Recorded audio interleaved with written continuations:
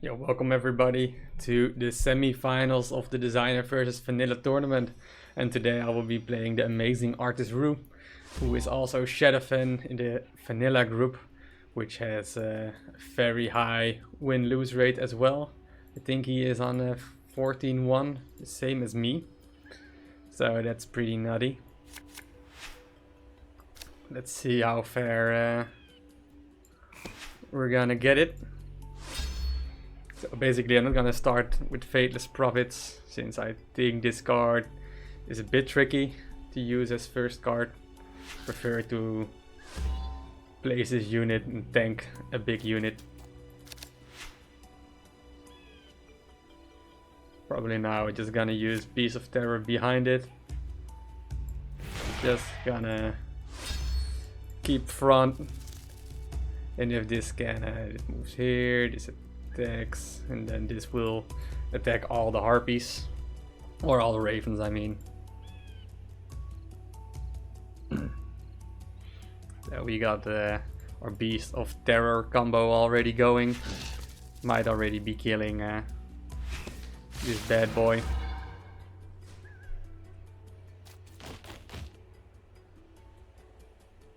Yeah, harpies. This is pretty sweet. Destroys it all. Just deals 2 damage. This is now also protected as well because of the Soul Crushers. We're gonna keep Blood Ministers, obviously. He's gonna put in a strong dude. He has 6 mana, so he might even weigh Hairy Chestnuts. That will be scary, obviously. But this will die. But this is good for us. He only has 3 mana. So he's basically in Helio Troopers, but just played it. Westwind Sailors can destroy Beast of Terror.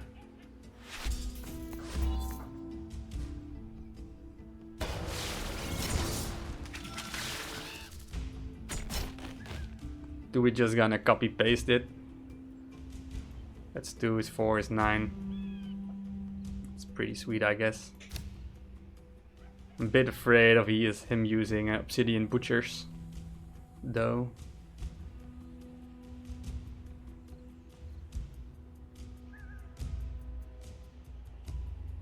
I think it's fine to cycle green prototypes. I was hoping to get a Beards of Crowglyph, but I'm really happy that Broad Sages cycled in so quickly. Was my first card playing at the 7 mana turn. Most of the times you already cycled through your whole deck, but it's still a chance. Beards of Crowglyph was the last card in my deck, I guess. Or I haven't seen Witches either. Here it is. But basically this is deals 2, so that's 6 mana, 6 strength for 5 mana. It's perfectly countering my my stuff at the moment. I think I like to play it defensively. Spawn a big dude here. Doesn't have stuff. This way we protect our own base. And now we're gonna get a lot of value since Beards of Crowglyph will spawn stuff. We still have Tried Prowlers, which is Beast of Terror as well. By the way, I said it wrong. Broad Sages was a quick cycle. Look at the Fel Flares as well. We didn't get Fel Flares in our starting hand. Ouch. This will spawn a 4 strength, so this needs to deal some damage, and most likely he will maybe protect it like this. Upset thing about this position is if it spawns left, I can't use Witches of the Wild.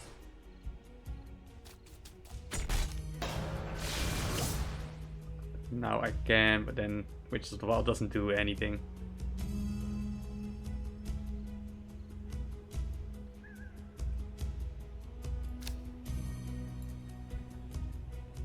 This deals 7. But that's just not enough. Most likely we're gonna get Crazy Bombers back next turn, which is good.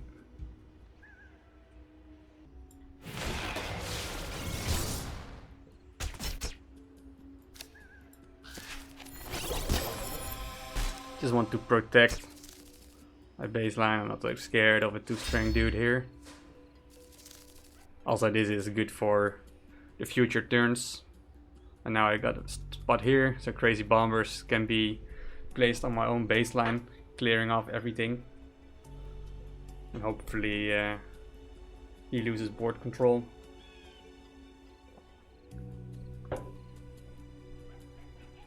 If he has hairy chestnuts right here, this gets 7 strength, gets to 5, and then it's 7, and he has 3 strength left. Maybe blocking this dude. Scary stuff. And otherwise I still have Twilight Prowlers and Fel Flares to protect baseline. Getting 2 damage isn't that scary. Right, he's playing around crazy bombers. Or is he? 2, 6. Alternatively, I can use Twilight Prowlers. Blocks this spot. And we get a token here or here. Crazy Bombers is 7. This is basically 13. And this is 11. 7 plus 4 is 11.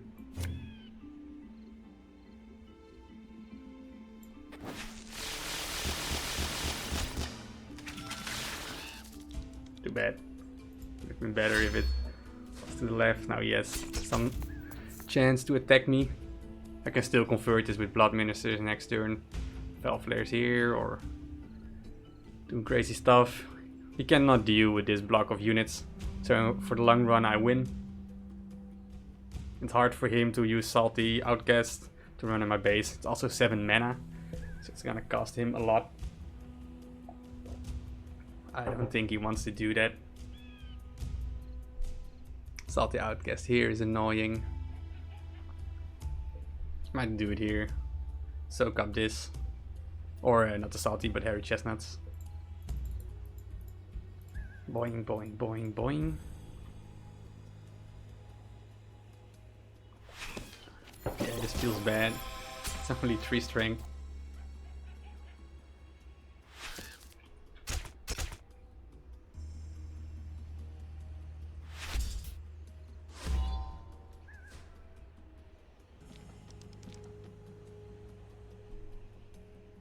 Now we're just gonna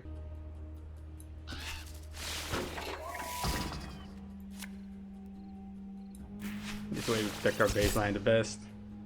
Such a high amount of units.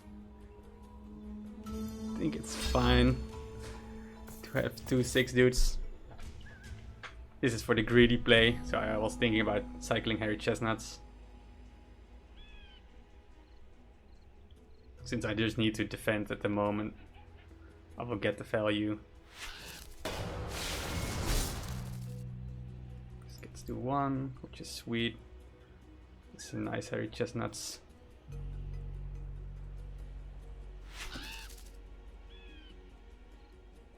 Yeah, Arthisroo is a very sneaky opponent. So you need to be very careful what you're doing against him.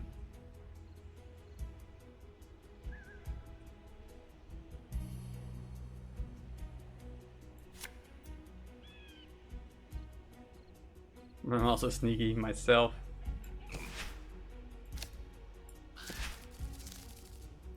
He's not able to move forward now.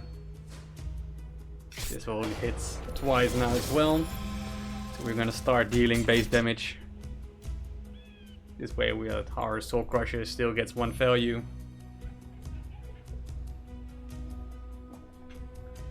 Yeah, it's now gonna Hairy Chestnuts versus Hairy Chestnuts.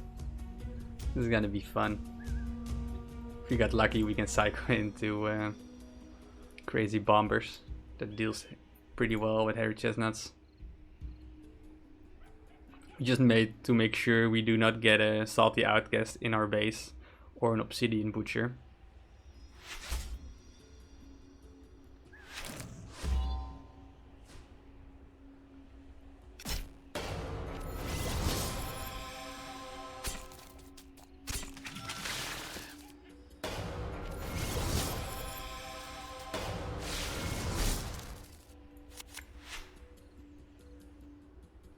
This to 4. This works pretty well, I guess. This gets here. This attacks, even if you might run. This spot is at best defensively. Oh, oops. Should have played Twilight Prowler here. This gets to 5, so I don't get any value out of Soul Crushers. Oopsie doopsie. Well, we got our beards and chestnuts. And it's 11 broad sages.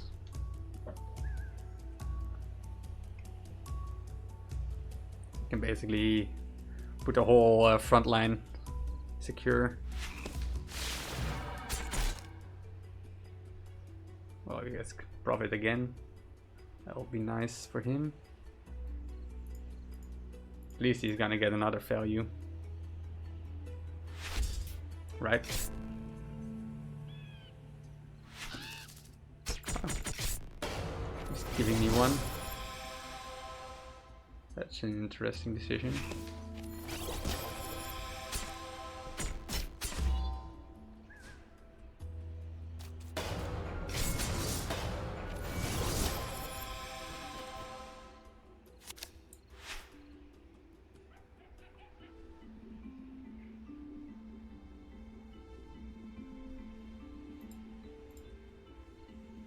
We go for it. You can deal 2 base damage and put a 4 strength unit in front. And then we still have 2 mana left to put the broad sages here.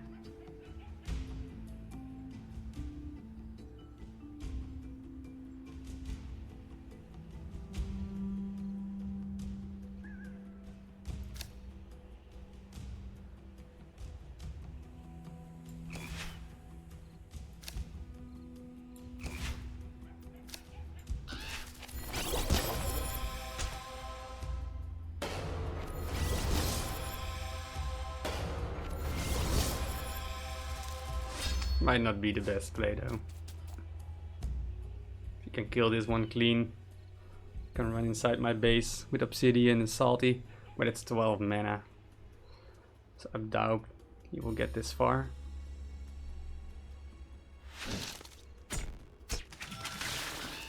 Ooh, that's not lucky for him. I was hoping to get one of these spots.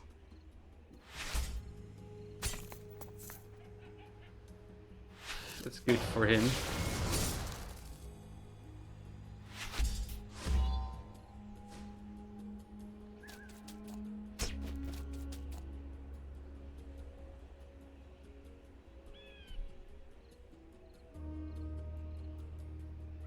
Really do want to kill it. That's for sure. 4, and then we got 5 mana left.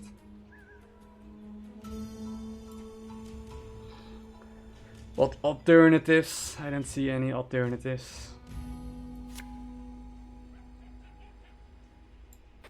Let's just hope he hit 4 this time.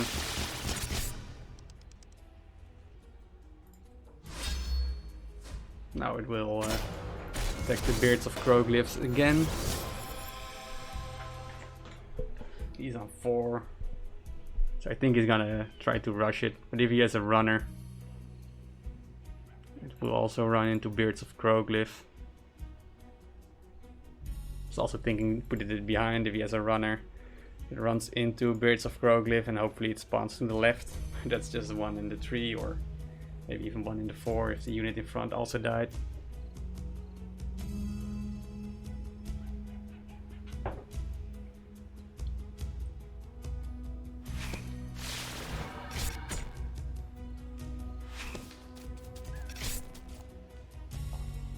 He's going for it.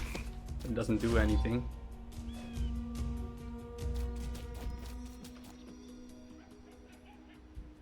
Can we actually all kill it? 4.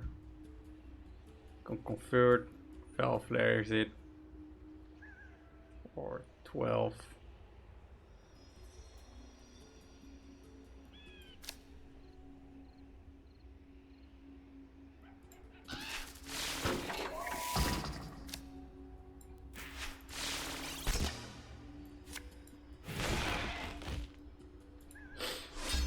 Alright, we won the first match.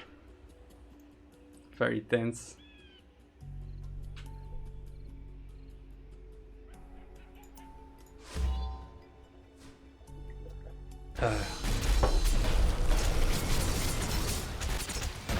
Right, it's a best of 3 still, so it was all best of 3 matches, which is perfectly fine. Alright, let's continue. So we are continuing into our second match, and most likely Arthisroo had done something with his sideboard, and he put in Crimson Sentry. So that's one of the new cards, gives him a lot of front, which is actually pretty sweet for him. Luckily we can counter it pretty well with this. And we're gonna place this on my own backline because I don't want any Witches of the Wild shenanigans going on. Happy that I got a good cycle as well. Pretty sweet counter. Got my Witches and my Beast of Terror. So we already know he has Crimson Sentry in his deck. I think also Witches and Powder Tower. So cards that might have been cycled out are Gifted Recruits, Westwind Sailors, and Salty Outcast.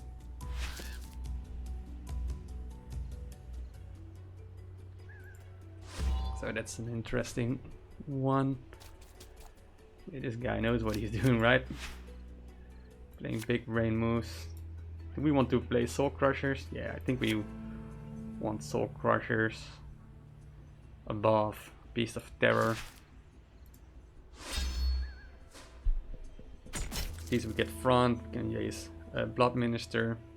I think he's gonna use something here to attack, which is then actually pretty annoying. I don't have my Soul Crusher again, but he might still be scared of me having my Fateless Prophets to counter his Soul Crushers. He's seen me play Broad Sages and Green Prototypes, and I don't have a lot of cheap stuff. Well, this is getting converted.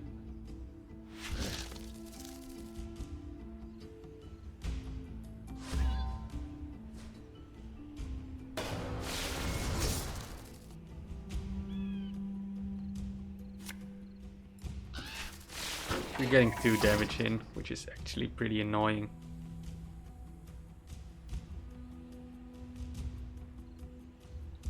Do we want to cycle? Cycle Hairy Chestnuts.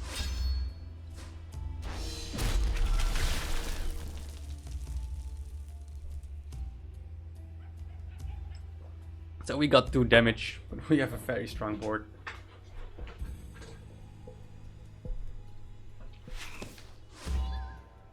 Interesting decision.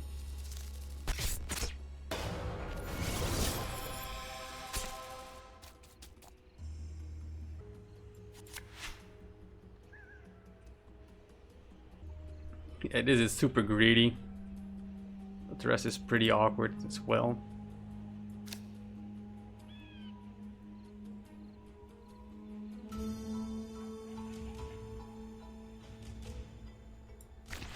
I'm not sure. This is a super awkward hand. This might be Doom. He's gonna push damage here.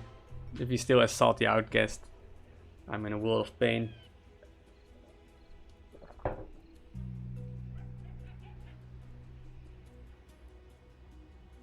It's 2 strengths. I can use Fel Flares to hit it, and the Fateless Prophets to the right.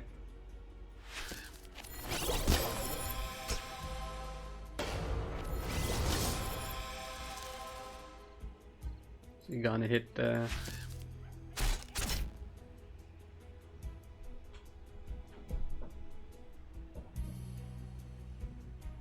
well, we have at least the base clear, which is pretty sweet.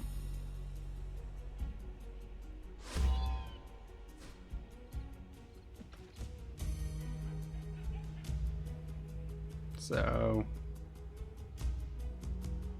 gonna use the Fel Flares right here. Or are we? I think we can use the Fel Flares right here. I think that's better. Then put the green prototypes behind and then witches to destroy it.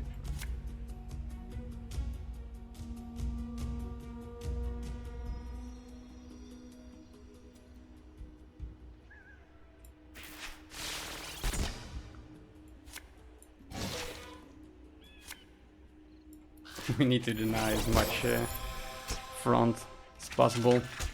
Still one, so it's annoying for obsidian butchers.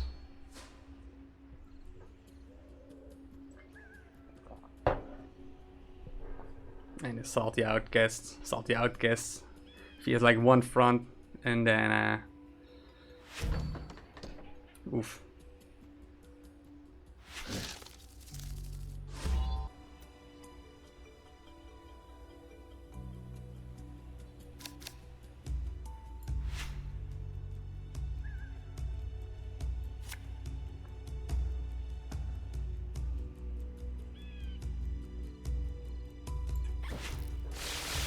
I'm not sure about this one. Might be stupid. Since he can still kill me. But he has Powder Tower. And he has Witches. And he has Things. So he needs to move cards out. I don't think it's Obsidian. I think it's the other one. So we can deal 7 damage now. In his base. Ooh, he's gonna defend. That's a pretty interesting decision, which I actually like a lot.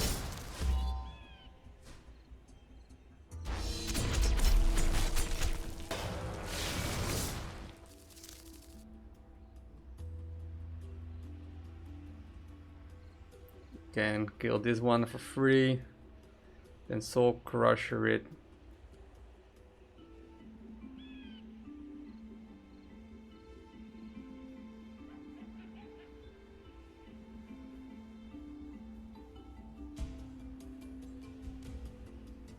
Do Soul Crushers first.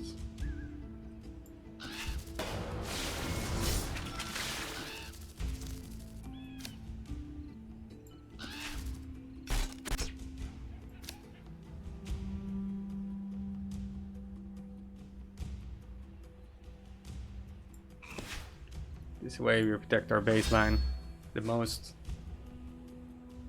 He has Obsidian Butchers. This is a really good setup for him.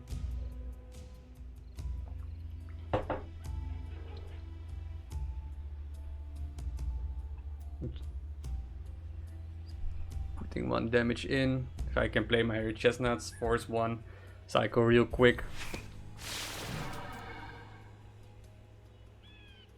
Yeah. At least he has no obsidian. Goes to that right. It's all fine and dandy.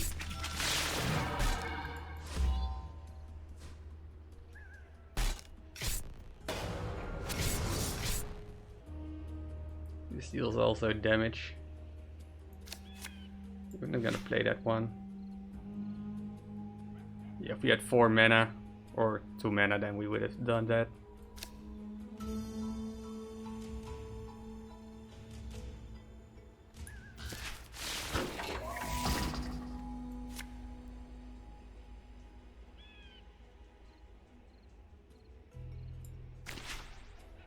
Right, this way we're gonna protect our baseline real good again. This is gonna be awkward for him to attack. He has 1 Obsidian Butcher, so Obsidian Butcher is at the moment 3 strength.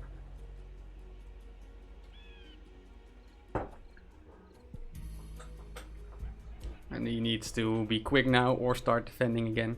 You've seen him doing a pretty well defend.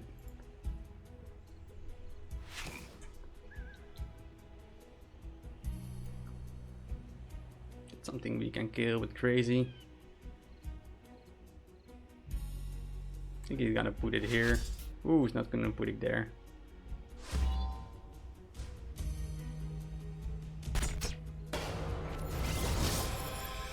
We are on 4 HP.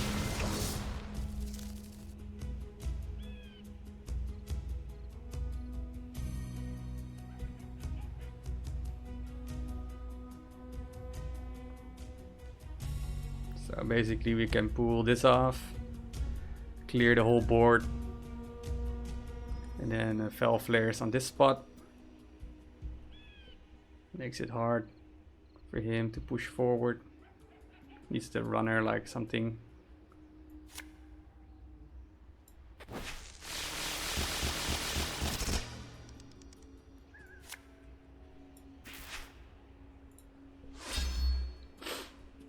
I think this is a solid defense. Let's hope it is.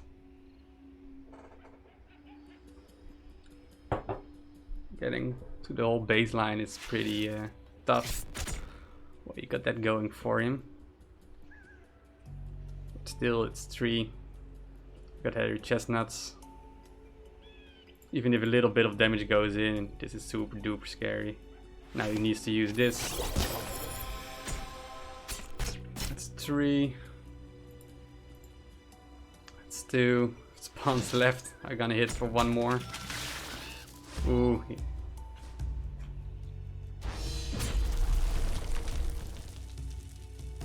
So can we basically put a base lock in? It's 9. It's 13. Right? 8. 12. Yes, 13.